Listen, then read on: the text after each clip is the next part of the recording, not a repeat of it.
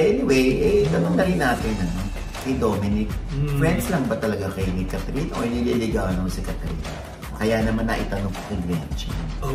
Aatin ba si Gretchen kung ikakasal na nga itong si Julio Barreto, ang kanyang pamangkin? Ano sabi? Sabi niya, oh, simple thing, where have you gone? I'm getting old and not it's something to rely on. So tell me when you gotta let me in. I'm getting tired and not it's somewhere to begin. Nakarating sa atin na subukan yung loyalty nitong si Dominic.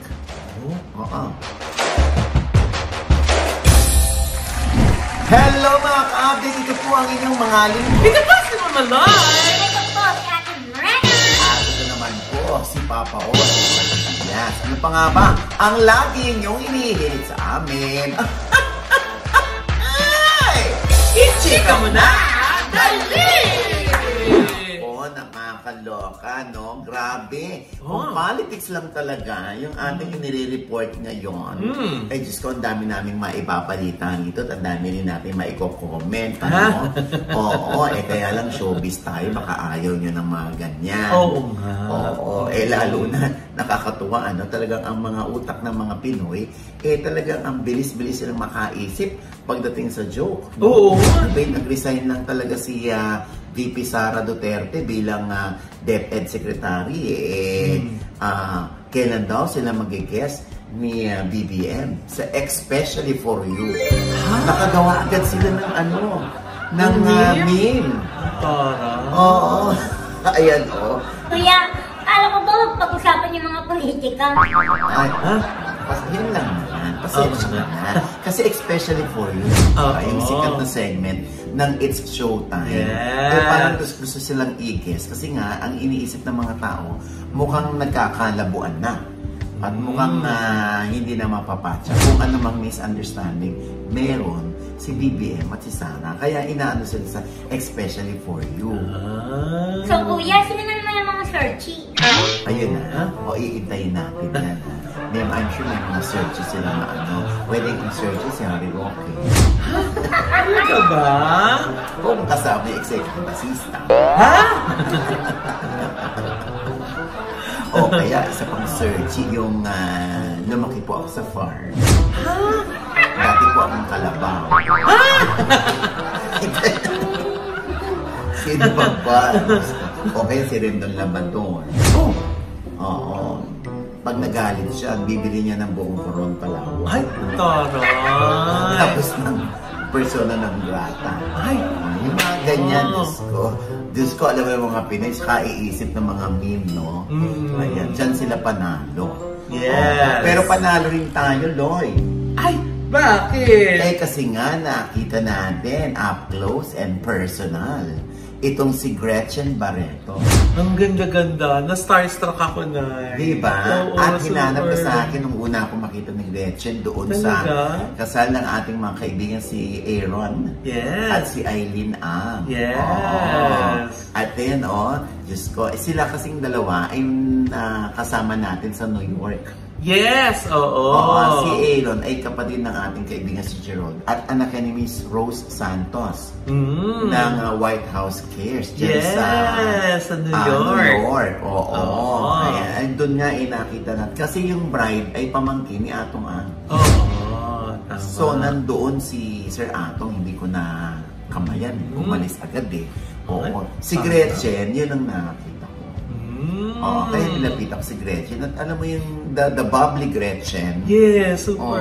Nakakatuwa si Gretchen. Pinapanood daw niya tayo. Tapos sabi ko nga na, lagi kong pinapanood yung mga IG niya, na-miss ko siya. Dahil ang tagal niya hindi nagpo-post. Sabi niya, there will come a time in your life that you want to be private. Hindi ka na magkukwento ng everything nangyari sa buhay mo. Correct. At ito nga syempre tinatanong ko kung kailan siya babalik. Mga artista. Sabi niya, pwede pa ba? Sabi ko naman, Gretchen Barreto ka, no? Pag-iisipan natin yan. Mga ganyan. Pero parang feeling ko, ini-enjoy mo na ni Gretchen na wala siya sa spotlight. At saka ni-enjoy niya na lola siya. Oo. Oo. Sabi nga niya sa akin, mag-artista pa ako, lola na ako. Oo. Diyos ko, hindi nga halatang lola, no? Walang bakas. Di ba yung sabi ko, nasan mo? Walang bakas. Oo, diba? Tsaka si Dominic, para lang sila magkapatid ng anak niya. Di ba? Oo, diba? Ay, pero Naya, teka. Meron moment na masinsinan yung usapan nyo eh. Nagbubulungan kayo eh. Ano bang chika? O, ito na nga. Oo, diba? Siyempre, nanggaling ito sa interview ni Karen Davila kay Gerald Anderson. Oo, kung saan tinanong niya si Gerald kung yung tungkol sa kasal.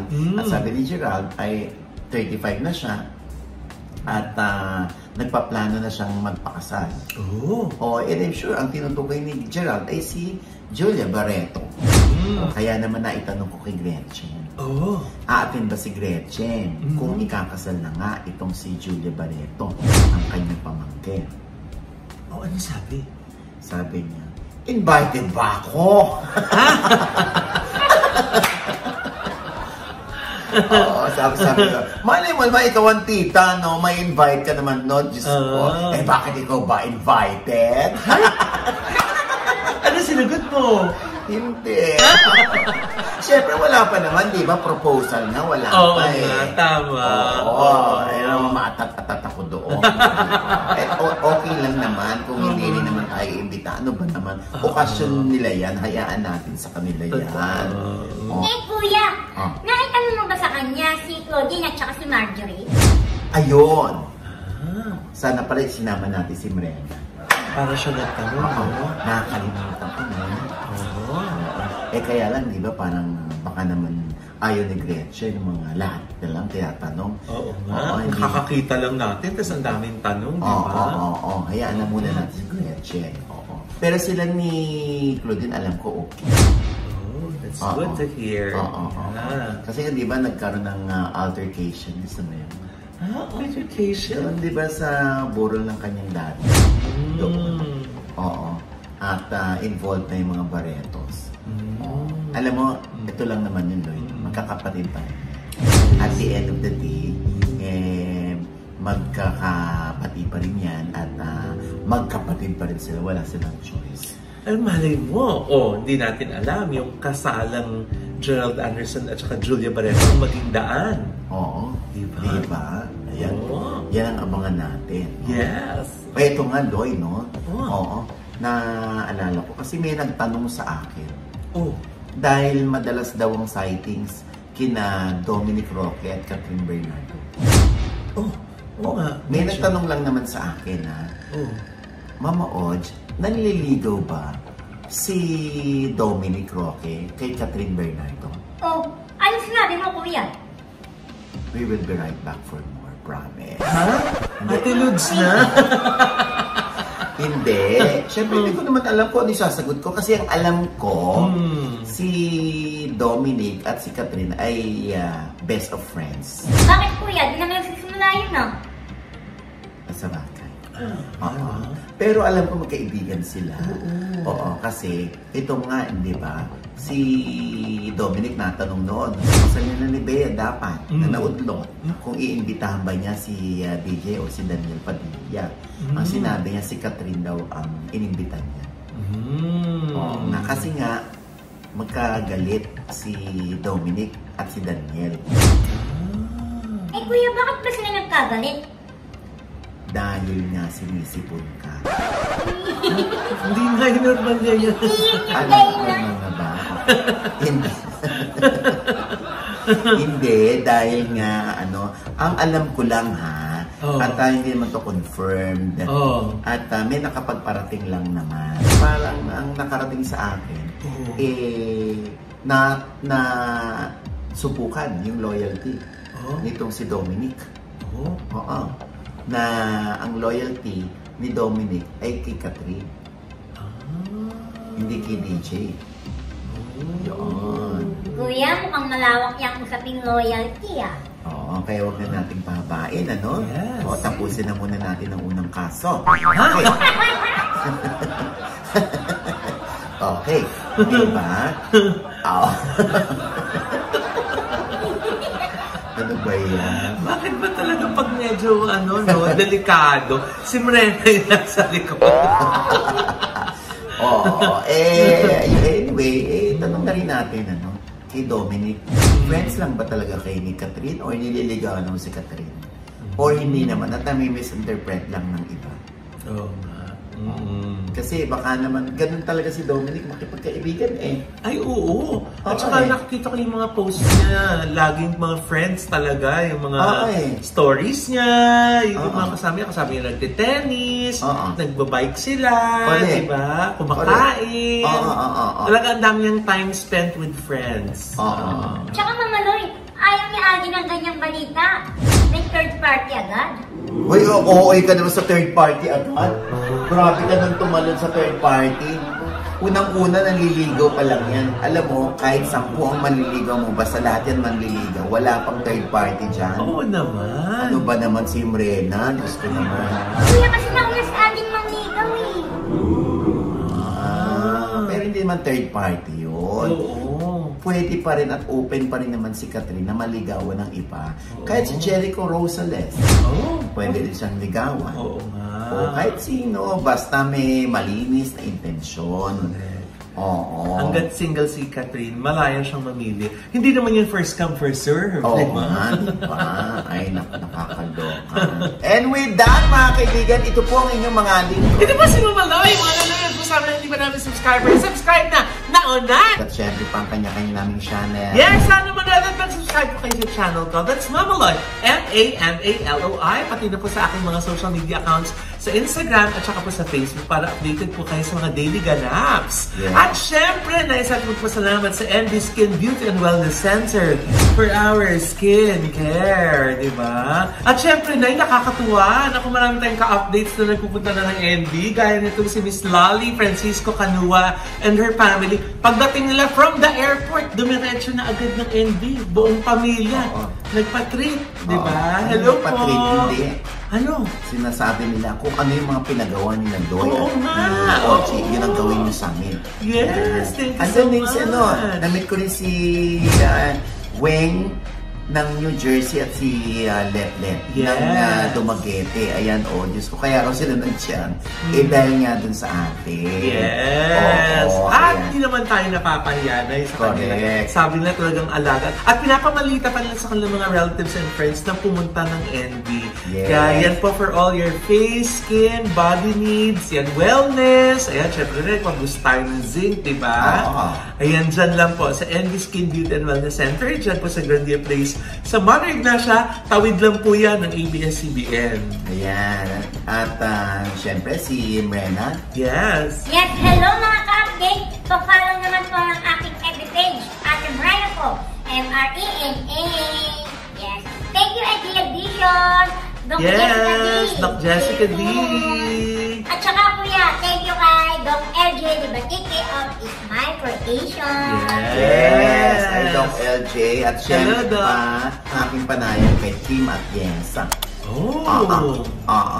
Yung kanyang anak na isang aktivista sa ibang bansa.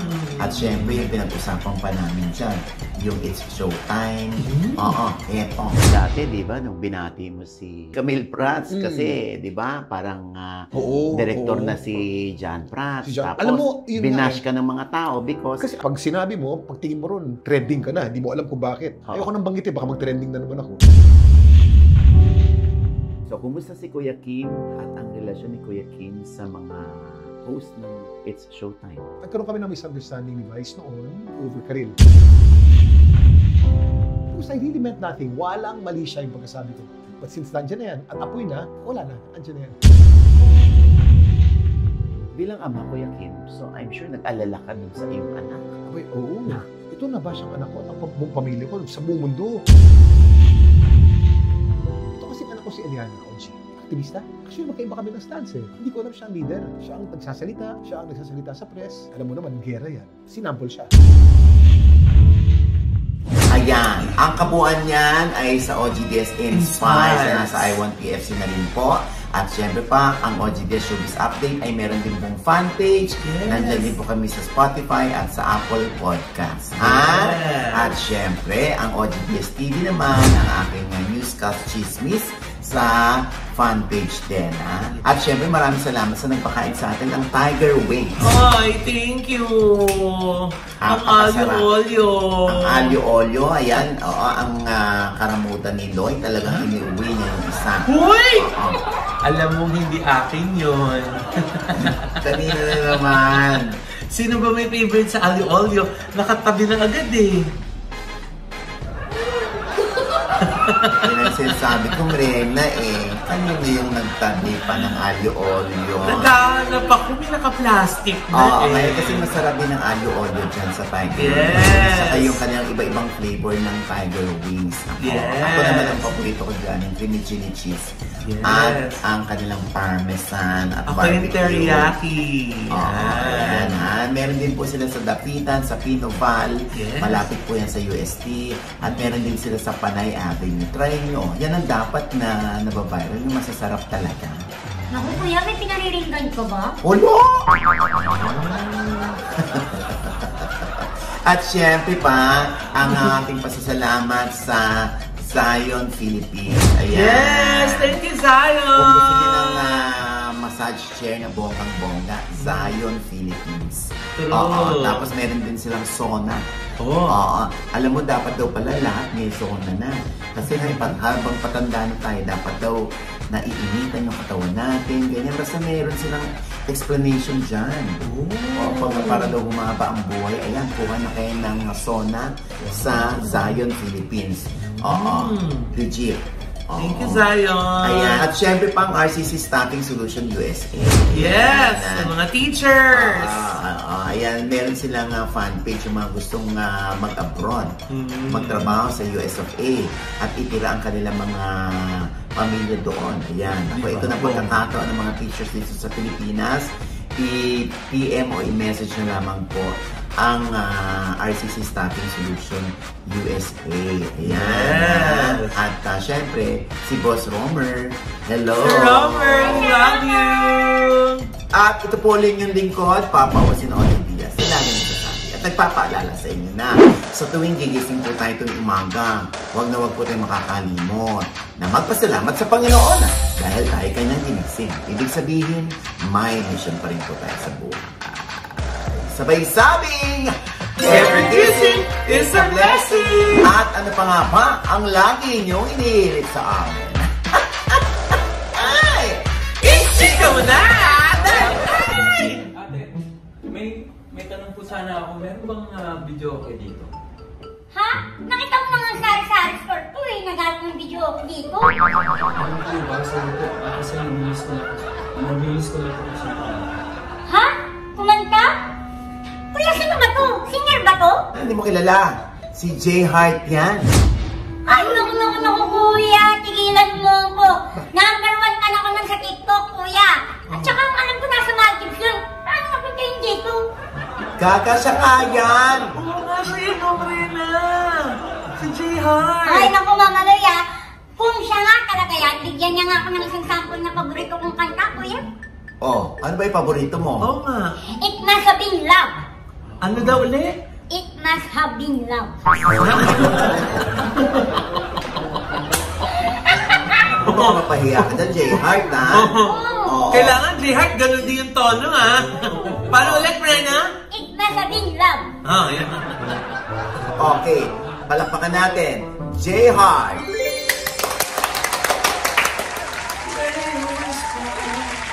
On my pillow, leave the winter on the ground. I wake up lonely, it's the air of silence in the bedroom and all around. Touch me now, I close my eyes, I dream away. It must have been love, but it's over now. It must have been good, but I lost it somehow. It must have been love, but it's over now. From the moment we touched till the time had run out. Oh, ano, naniniwala ka naman.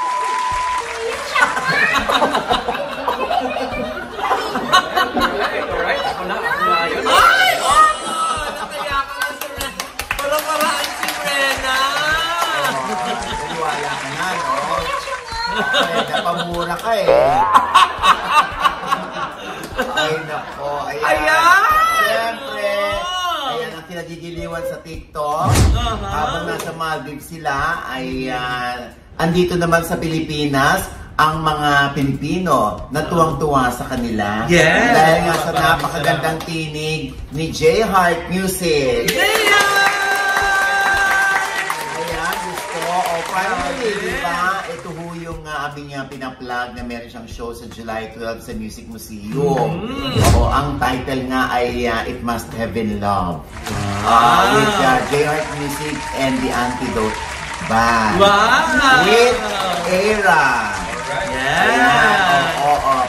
What made you decide na bumalik na ng Pilipinas? Ano ba to? Hindi ka na ba magtatrabaho sa Maldives?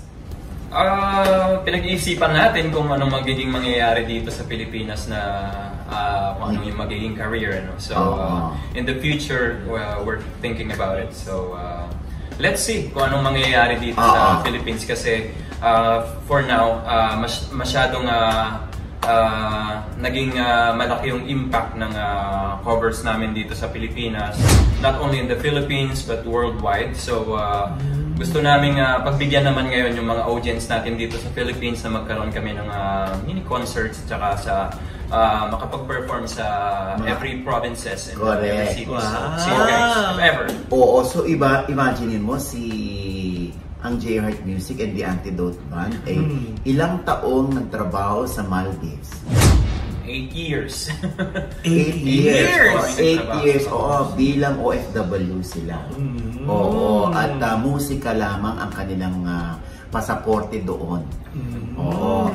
So, kumusta ang Maldives? May mga Pilipino ba doon, mga kababayan natin na nanonood sa inyo? Kasi dun sa inyong TikTok, parang wala naman kami nakikitang audience. Meron po. Meron din naman mga naliligaw na mga audience natin from the Philippines. Yung mga OFW din minsan from Europe and then from US. Pumupunta ng Maldives but iilan lang. Pero most of the guest is from Europe.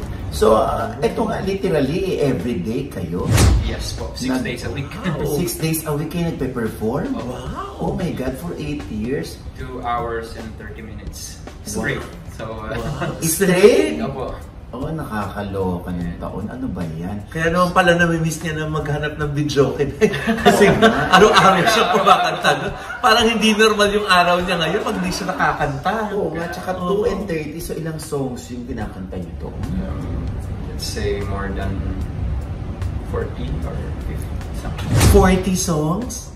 Grabe, no? Nakakaloka. So, kumusta naman ang iyong pamilya dito sa Pilipinas? Taga saan ba si J Heart?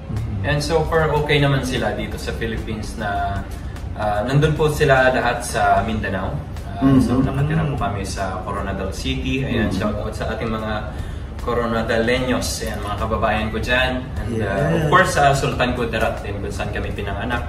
So shout out dyan sa Sultan Kudarat. Isulan. Ayan. So, okay naman po silang lahat at sobrang happy nila na ayan, may mga opportunities na dumadating dito sa buhay natin bilang singer. So, ayan. Yan ang abangan nila. Yes. Ay, sino ba manager mo? Walang iba po kundi si mga Hawks. Ikaw pala? Lalabas pa yan, no? Hindi mo naman ako na-inform. Kasama siya. Ha? Manager mo to? Hindi, Piki. Manager eh. Hindi, kasi ang istorya niyan, Loy, si J Heart, nakita ko sa TikTok.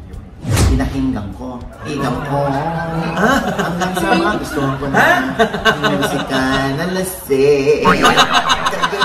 Hindi. Basta sobrang ako naging fan nila. Kasi iba yung timbre ng boses niya. Parang siyang may pagka Arnel Pineda. Sir Idol. Kaya nga, hindi, tsaka yung parang ang timbre niya, parang foreigner. Oo. Okay, sabi ko, ay, Diyos ko. Siya yung lagi mong pinapakinggan Diba? pag nasa sasakyan tayo, lalo pag long drive. Diba? O paano nga ba siya na-contact? Diba? Ayun sa nga. TikTok mo lang siya nakita Ito na nga sa TikTok, i-message ko siya. Oo, at nung una parang feeling yata niya, isa akong parody. Isa akong dami lang or scammer. Ba't mo naman naisip yun? May experience ka na ba na parang nag-scam sa'yo before? Kaya medyo maingat ka nung lumapit si OG Diaz sa'yo? Hindi naman po, pero sa kasi parang alam naman natin na kilala si Mama bilang manager. So parang nagtaka ako, baka hindi, baka may nag-good time lang sa akin. So sige nga, pag ikaw nga talaga si Sir OG Diaz, i-greet mo nga ako na J Heart, ganito ganyan. And then yun, na-shock ako nung na-receive ko yung video. Like greetings niya. So ayun, sobrang saya ko na medyo na kinabahan ako tsaka Oo, sabi ko sa kanya, #1 fan mo ako. Kaya importante na maging fan ako bago maging manager. Ibig sabihin, may tiwala ka kaagad. Andun na agad yung paghanga, yung confidence ko sa kanila, lalo na sa kanya. Kaya sabi ko, ay, Diyos ko, kukunin ko to bago kunin ni Lord. Ha? Di Vera. Lord Di Vera. Manage na din. Tapos yun, yung nag-video call kami, hindi ko na na-realize na talagang totoo nga siya nga. Tapos medyo na-excite ka ba? Na-excite ako, tapos parang sabi ko, I think this is it na yung way or na parang magkaroon ako ng opportunity sa Philippines.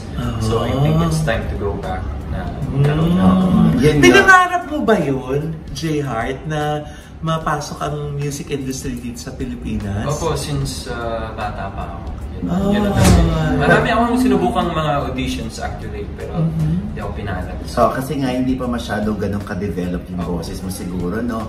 So, ikaw ba nagsasali sa mga singing contest? Ganyan? Opo. Sa inyo sa Coronadal?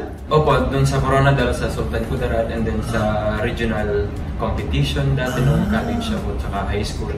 Tapos yung nung college, ayan, nanalo ako sa Region 12, and then ako yung binato ng Region 12 sa UP Diliman. Tapos nasungkit natin yung first runner. Wow! Pero kita mo nga naman, di ba? Pagkahaba-haba mo ng posisyon, dinala ka rin ng tadhana dito sa show business. Alam mo, what made him decide to try his luck here? Sabi ko sa kanya, yung sweldo mo dyan, pag hindi mo nakuha dito, ako magbibigay sa'yo. Wow!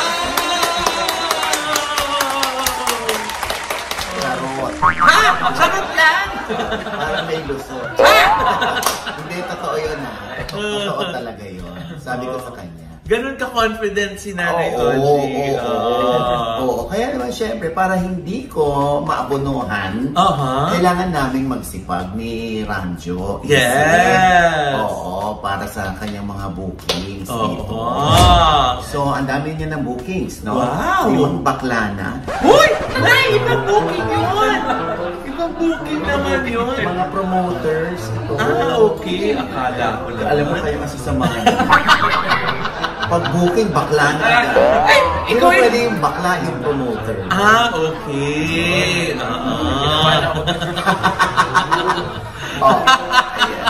Kakaloka naman yung booking Well, teka lang, para mas lalo man dumami ang booking, kailangan lalo magpakitang gilas, di ba na? Alam mo, isa sa mga nagustuhan ko sa kanya, yung Kikiya na parang siya yung original na kumanta. Yung original nung song na yon, pinakinggan ko, sabi ko parang mas maganda yung version ni JR. Pero no offense meant doon. Kasi una kong narinig siya, parang feeling ko tuloy siya yung original. Hindi pala. Oo, yung Somewhere Only We Know. Na kinakanta rin ni Raquel. Ay, oo! Yes! Anak kong 7 years old, kinakanta yan. Kakapakinig na din dun sa sasakyan niya. Paulit-ulit. Oo. Ayan. So, palakpakan ulit natin. Para sa aking favorite song, originally sung by Kian. Somewhere Only We Know. Yes. I walk across an empty land. I knew the pathway like the back of my hand. I felt the earth beneath my feet, sat by the river and it made me complete. Oh, simple thing, where have you gone? I'm getting old and I need something to rely on. So tell me when you gotta let me in. I'm getting tired and I need somewhere to begin. I came across a fallen tree. I felt the branches of it looking at me. Is this the place we used to love? Is this the place that I've been dreaming of? Oh, simple thing, where have you gone? I'm getting old and I need something to rely on. So tell me when you gotta let me in. I'm getting tired and I need somewhere to begin. And if you have a minute, why don't we go talk about it somewhere only we know? This could be the end of everything, so why don't we go somewhere only we know? Somewhere only we know. Somewhere only we know. Grabe, no? Hindi halatang lip-sync. Uy! Ay, yun! Alaga mo yan, no? Tapos lip-sync. Ayan, syempre pa, J Heart, naku, good luck sa iyong show. Yes! Kailan nga pa ito?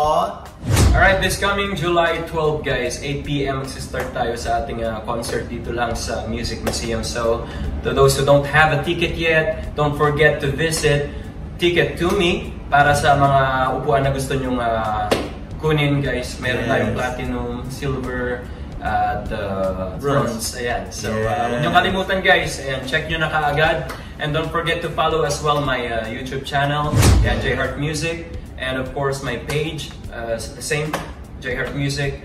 And of course, sa ating kung gusto nyo siyang kunin, ano, ayan. Follow nyo, guys. Yan, pwede rin si Ranjo. Yes, ayan, para sa booking. Booking, oo. Yes. Naku, napakarami pang songs. Yes. Oo.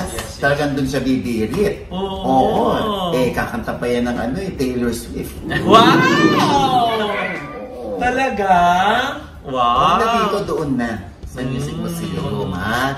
Pero hindi mo alam, J Heart, dahil na favorite yan ni Nana, yan lagi niyang kinakanta sa mga sa mga okasyon pag pinapakanta siya. Gusto mo ba marinig, J Heart? Huwag na!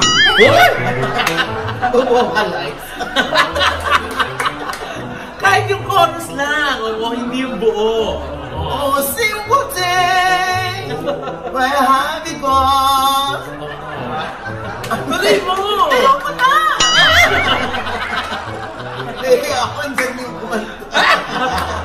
Di ba ka boses? Malapit, di ba, J Heart? Hindi nagkakalayo. Oo, di ba?